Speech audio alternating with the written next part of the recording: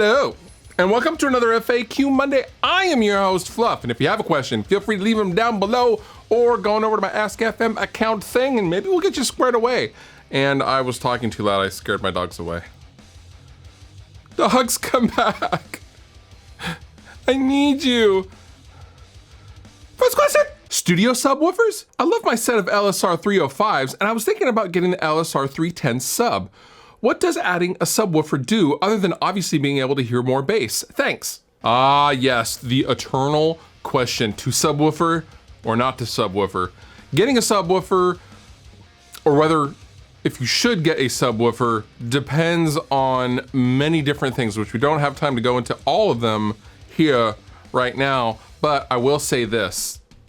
I don't personally mix with a subwoofer, however, a lot of guys do. My good friend Bo mixes with a stereo pair of subwoofers because he feels it's kind of weird having a single subwoofer when you're running two monitors, even though bass is non-directional, yada, yada, yada, yada. You can go into the math of the sine waves and all that stuff. But before you get a subwoofer, I would highly recommend getting a treated room and really, really, really learning your room, because if you don't properly know your room first before adding a subwoofer into the proverbial mix, no pun intended, you could do more damage than good. And the point of a subwoofer is to simply hear the low end frequencies that you wouldn't normally hear, not to make them louder or more present or something like that. I will link down below to a really good article written by my homeboy Joey Sturgis, as well as a video right here by Adam Audio about their subwoofers. And they kind of go into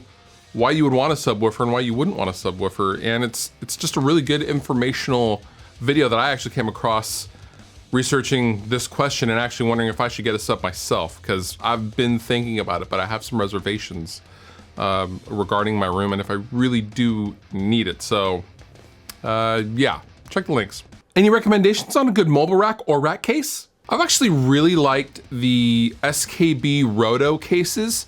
They're the blow molded plastic cases that have the caps on them.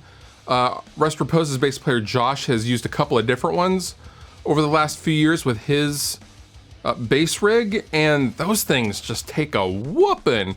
Now there's a more compact version, and then there's like a version that's like, I guess you would call it a shock mount version, because he has his rack, on his old one anyway, he had a rack, but then outside of it there was this giant shell, and it was like, it was so much bigger than it needed to be, but its job was protection, and it did that really, really well. So I don't know. The Gator and SKB stuff are pretty much the mainstay for me personally.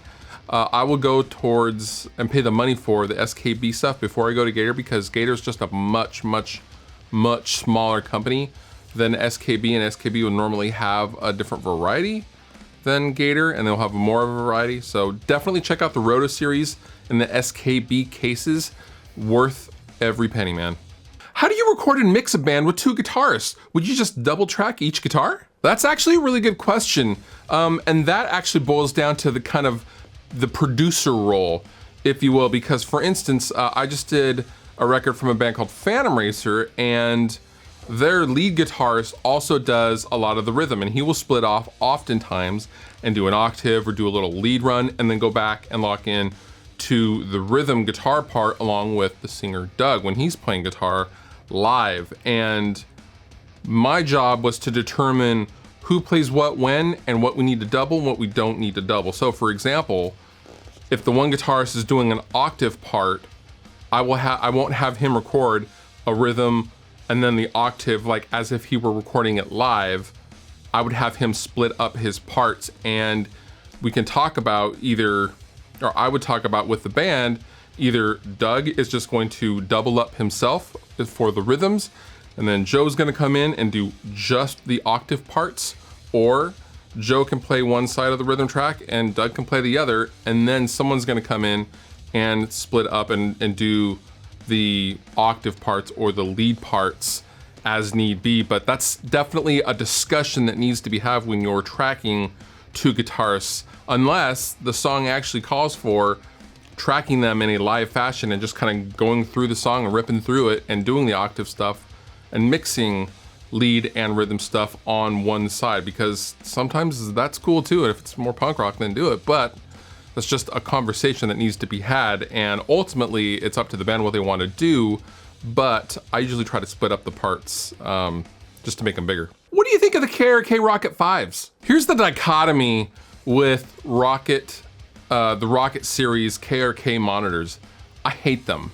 Okay, I don't say that about many things very often. I think those monitors are horrible. However, a ton of people get amazing mixes out of them. I don't know how, but those things are so muddy and so just, oh, they're awful. Now, there is a difference between, I think they were sold to, I don't know who owns KRK, but the original OG KRKs from way back when they were still kind of a private company, from back in like, I think it was the 90s, those monitors are awesome. Those are super, super sick. And you still see those in studios today, the old square, big ass KRK stuff. But the Rocket series, I think this Rocket Series 1 were even decent, but the newest ones with when they changed the housing and stuff, those are awful. I don't personally like them. You may get great results with them, but I have owned a pair of Rocket 5s and a Rocket 7s. I literally had a pair of Rocket 5s given to me years ago because the guy hated them that much, and then I ended up giving them away as well. And I think Nick Pierce from Unearth is still using them to this day. But yeah, rant over, apologies. Don't get Rockets, get JBLs or something else.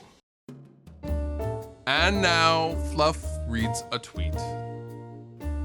I hope Fast and Furious 10 is called Fast 10, your seatbelts.